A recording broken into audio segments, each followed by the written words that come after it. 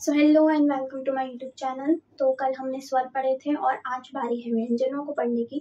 तो ठीक है, तो स्वर क्या होते हैं, जैसे कि मैं आपको कल बताया था कि स्वर वो होते हैं जिनको जब हम बोलते हैं, जब हम उच्चारण करते हैं, तो हम जब उनको बोलते हैं ना, उस समय हमें किसी भी प्रकार की कठिनाई या फिर किसी भी प्रकार की दिक्कत नहीं आती है। ठीक है, इतना समझ में आ गया था। अब हम व्यंजन पढ़ेंगे और यहाँ पे आपको समझ में आएगा कि व्यंजन और स्वरों में क्या फर्क होता है। ठीक है, तो व्यंजन क्या होते हैं? तो जिन वर्णों के उच्चारण में स्वरों की सहायता लेनी पड़ती है ना, तो जिन वर्णों के उच्चारण में स्वरों की सहायता लेनी पड़ती है उसे क्या कहते हैं? हम व्यंजन कहते हैं। और स्वर क्या होते हैं? जिनको बोलने में किसी प्रकार की कोई भी आपत्ति नहीं आती, हम डायरेक्ट उनको बोल सकते हैं। ठीक है, लेकिन व्यंजन वैसे नहीं होते, बिल्कुल स्वरों के विपरीत होते हैं। व्यंजनों को बोलने के लिए हमको स्वरों की हेल्प लेनी पड़ती है, मदद लेनी पड़ती है। ठीक है, आगे बात समझ में? ठीक है, उदाहरण के तौर पे अगर आप देखोगे तो जैसे क, ख, ग, है ना, म, भ, फ, ब, ये सब क्या है? ये सब व्यंजन है ना। जैसे कि मैंने बताया कि वर्णमाला में, मेरा जो पिछला वीडियो है अगर आपने नहीं देखा है तो आप देख सकते हो, उसमें मैंने बताया है कि कुल वर्णमाला में कितने वर्ण होते हैं। तो 52 वर्ण होते हैं। ठीक है, कितने वर्ण होते हैं? कुल वर्ण अगर आपसे पूछे तो 52 वर्ण होते हैं, है ना। उसमें से स्वर कितने होते हैं? तो उसमें 11 स्वर होते हैं। अगर आपसे ये पूछ ले कि व्यंजन कितने होते हैं, तो व्यंजन कितने आप बोलोगे? 33 व्यंजन होते हैं, 33 व्यंजन होते हैं। ठीक है, ये चीज़ें इंपॉर्टेंट है, एग्जाम में आती है, आप प्लीज़ इसे याद कर लीजिएगा। ठीक है, अब कुल व्यंजन कितने हो गए? 33 व्यंजन होते हैं। उसमें से अगर आप देखोगे तो इसके अलावा द्विगुण व्यंजन होते हैं जिनको अलग रखा गया है, लेकिन उनको हम क्या कहते हैं? द्विगुण व्यंजन कहते हैं।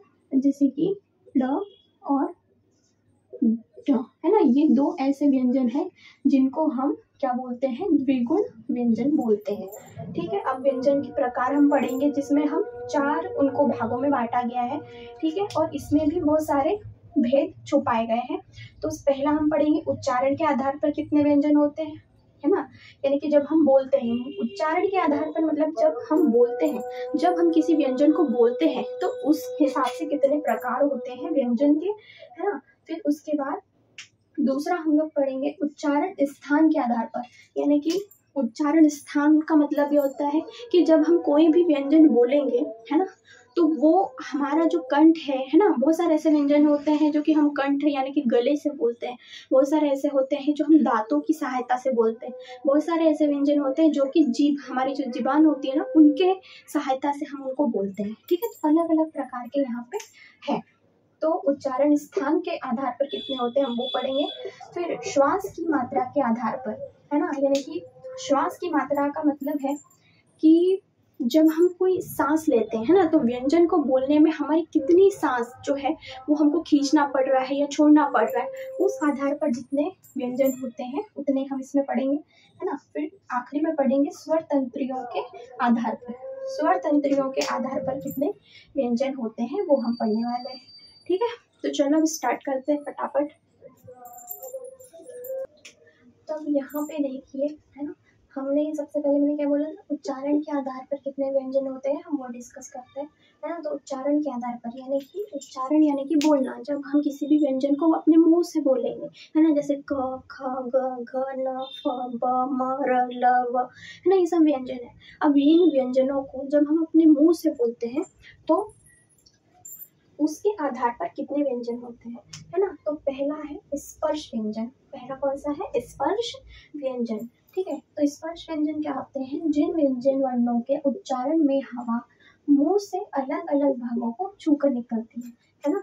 जिन व्यंजनों को जब हम बोलते हैं तो हवा जो है वो हमारे मुंह के अलग अलग भागों में, जैसे ये हमारा मुंह है ना, जैसे मैंने बोला क, है ना, तो क अगर आप बोल के देखोगे तो क जब आप बोलोगे तो आपके मुंह के आसपास जितनी भी जगह है ना, आपको आपके मुंह से वो हवा टकराएगी, आपके पूरे मुंह से टकराएगी वो हवा। ठीक है, जब आप बोलोगे तो ये चीज होती है ना, मतलब अलग अलग हमारे मुंह जो हमारा होता है ना, मुंह से जो है वो हवा टकराती है ना, और तब जाके वो जो व्यंजन है ना, उसकी वाणी अपने मुंह से निकलती है ना।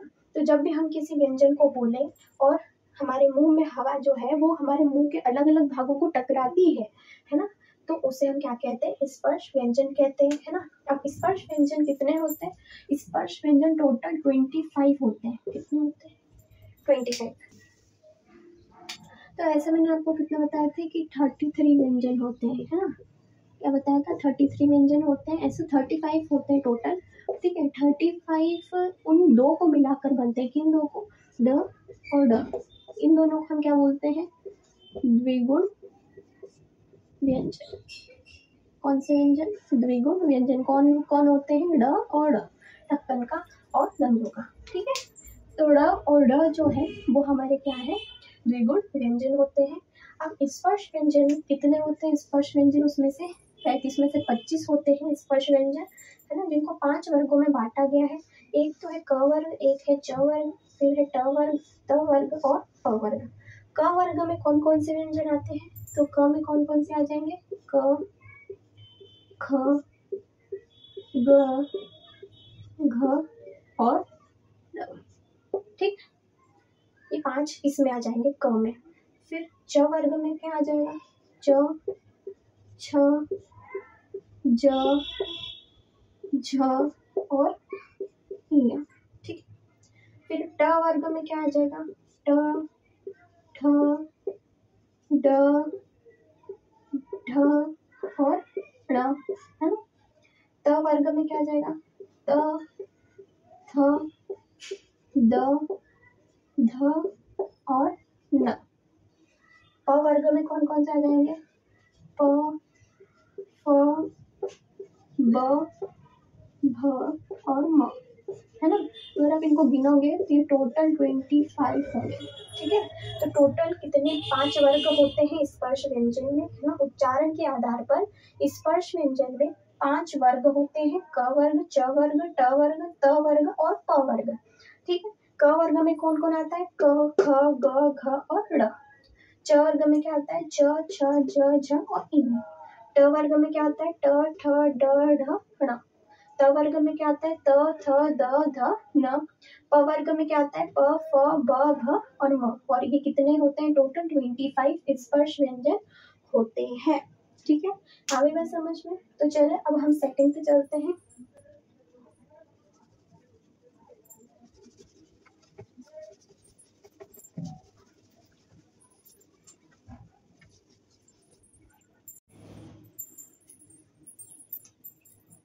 तो देखो यहाँ पर अब हमने क्या पढ़ा, स्पर्श व्यंजन पढ़ा। स्पर्श व्यंजन भाई क्या होता है, स्पर्श व्यंजन वो होता है जब हमारे मुंह में, जब भी हम किसी व्यंजन को अपने मुंह से बोलते हैं, जैसे कि क, ख, ग, घ, है ना, ड़।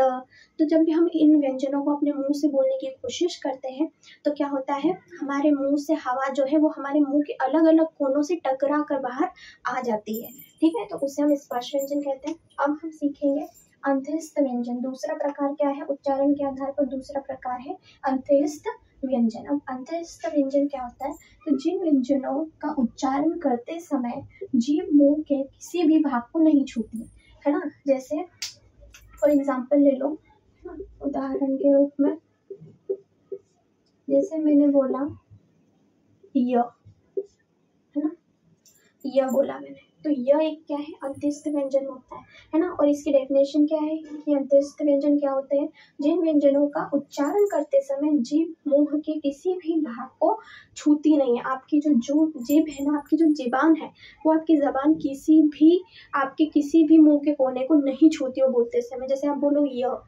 तो यह अगर आपने बोला तो आपकी ज़बान बिल्कुल जहाँ थी वही है ना, उसने किसी भी मुंह के कोने को टच नहीं किया, है ना। आप चाहो तो बोल के देख सकते हो। उदाहरण के तौर पर टोटल 4 अंतरिस्थ व्यंजन होते हैं, य होता है, र होता है, ल होता है और व होता है। आप चाहो तो इन चारों को बोल के देख लो, है ना। आपकी जो जबान है वो आपके मुंह के किसी भी भाग को नहीं छुएगी, है ना, आपके मुंह के किसी भी भाग को नहीं छुएगी, ठीक है। ये समझ में आ गया। अंतरिस्थ व्यंजन वो होते हैं जिन व्यंजनों का उच्चारण करते समय जीभ आपके किसी भी मुंह के भाग को नहीं छूती है, जैसे कि य, र, ल और व, ठीक है। आप चाहे तो बोल के देख सकते हो। फिर तीसरा है उष्म व्यंजन। उष्म व्यंजन नाम से ही पता चलता है कि उष्म यानी कि गर्मी। उष्म मतलब क्या होता है, ध्यान रखना, उष्म मतलब गर्मी, है ना। तो ऐसे व्यंजन जिन व्यंजनों का उच्चारण करते समय हवा मुंह से रगड़ खाकर या फिर रगड़ कर गर्मी पैदा करती है ना, ऐसे व्यंजन जो कि आप सीधे सीधे ये भाषा इसको परिभाषा को भूल जाओ, बस इतना समझो, है ना, कि उष्म व्यंजन आ गया। उष्म मतलब क्या? गर्मी, है ना। उष्म मतलब क्या? गर्मी। तो गर्मी, जैसे कि आप कोई शब्द बोल रहे हो या फिर आप कोई व्यंजन, हम व्यंजनों की बात कर रहे हैं, ठीक है। तो आप कोई व्यंजन बोल रहे हो, जैसे कि आपने बोला शक्कर का, ठीक है। आपने क्या बोला? शक्कर का। आपने बोला षटकोण का। आपने बोला हलवाई का। आपने बोला सरोते का। आप इन चारों में से कुछ भी बोल के देख लो, आपके मुंह में गर्मी पैदा होगी। जब आप बोलते हो शक्कर का, जैसे बोल के देखो तो आपके मुंह में गर्मी पैदा हुई, ठीक है। आपको गर्म महसूस होता है आपके मुंह में। तो ऐसे शब्दों को क्या कहते हैं? उष्म व्यंजन। आप तो बस इतना याद रखो कि उष्म का मतलब गर्मी होता है। तो जहां भी उष्म व्यंजन आ जाए, मतलब वो क्या है? षटकोण का, ह और सरोते का, ठीक है। ये भी चार होते हैं, उष्म व्यंजन भी चार होते हैं, और आपके अंत्यस्थ व्यंजन भी चार होते हैं, ठीक है। और टोटल कितने होते हैं? टोटल 35 होते हैं, है ना। ऐसे 33 होते हैं, लेकिन 35 किसको मिला के बोल रहे हैं हम लोग? इसको मिला के बोल रहे हैं द्विगुण व्यंजनों को। द्विगुण व्यंजन कौन से होते हैं? ड और ढ, ठीक है। ये दो द्विगुण व्यंजन होते हैं, टोटल उनको मिला के 35 होते हैं, ऐसे 33 होते हैं, है ना। जिसमें से और 25 क्या होते हैं? 25 होते हैं आपके स्पर्श व्यंजन, 4 होते हैं आपके अंत्यस्थ व्यंजन, और ऊष्म व्यंजन कितने होते हैं? 4 होते हैं। आगे बात समझ में। अब ये तो हो गया आपका उच्चारण के आधार पर व्यंजनों के प्रकार, ठीक है। अब अगले वीडियो में हम आगे का सीखेंगे, जो मैंने 3 बचे हुए आपको सुनाए थे, है ना, कि 3 भाग अभी हम और पढ़ेंगे व्यंजनों के, ठीक है। तो आई होप आपको वीडियो पसंद आया हो तो लाइक करके जाना, ठीक है। और कुछ डाउट हो तो आप कमेंट में पूछ भी सकते हो, ठीक है। तो चलिए, बहुत बहुत धन्यवाद, मिलते हैं नेक्स्ट वीडियो में।